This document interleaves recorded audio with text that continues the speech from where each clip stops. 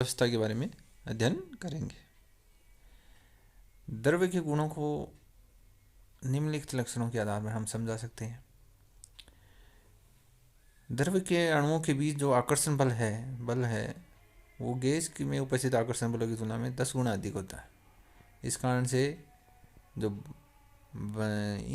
ये बल होते हैं, इनके कारण जो द्रव्य के अणु है आकर्षण बल के कारण वो दूर दूर नहीं जा पाते, और ये अणु इतने प्रबल भी नहीं होते कि अणुओं को बांध कर स्थिर अवस्था में रख सके। इस कारण से क्या ये ठोस की तरह भी नहीं होते।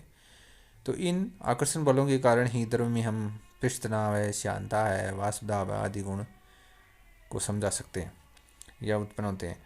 द्रव्य की अणु है वो निरंतर वितरण करते रहते हैं। इस कारण जो अणुओं के वितरण के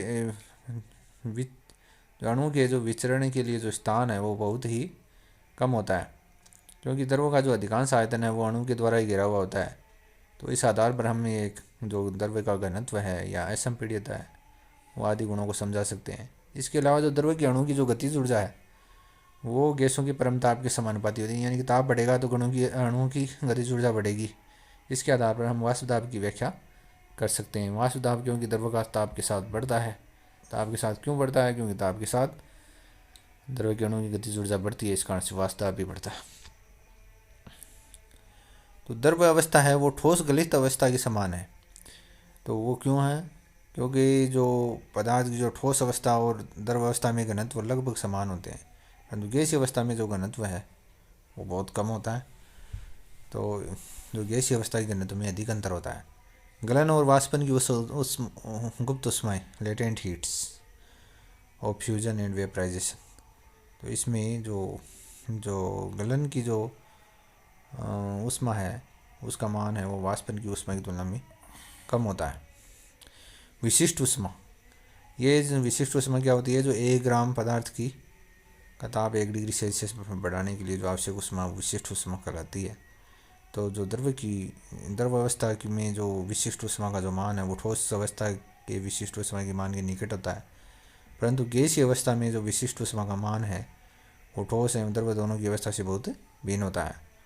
अंतराण्विक दूरी, इंटरमोलिकुलर डिस्टेंस, तो पदार्थ की ठोस और द्रव्य अवस्था में जो अणुओं की मध्य दूरियाँ जो है द्रव्य अवस्था में और ठोस अवस्था में ज़्यादा नहीं होती, जबकि गैसीय अवस्था में अंतराण्विक दूरी है वो इंटरमोलिकुलर डिस्टेंस काफ़ी अधिक होती है। संपीड्यता यानी कि कंप्रेसिबिलिटी, तो द्रव और ठोस में जो कंप्रेसिबिलिटी बहुत कम होती है, इसलिए इनके आयतन पर दाब का प्रभाव नहीं के बराबर होता है।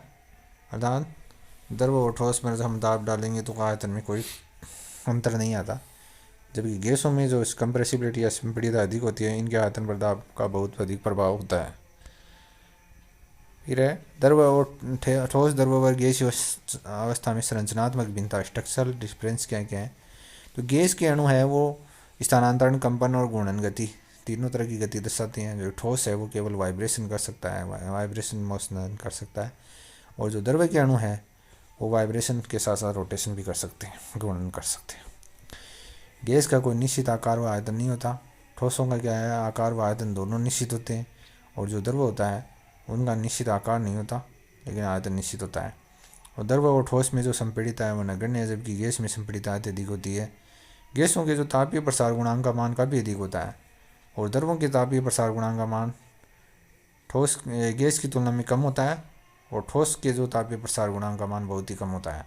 गैस में जो विसरण है वो अत्यधिक होता है, द्रव में विसरण कम होता है, और जबकि ठोस में विसरण अत्यधिक कम होता है। तो ये जो है वो ठोस, द्रव और गैसीय अवस्था में तीनों में डिफरेंस भी है। तो इसी के साथ आज के वीडियो में इतना ही। धन्यवाद।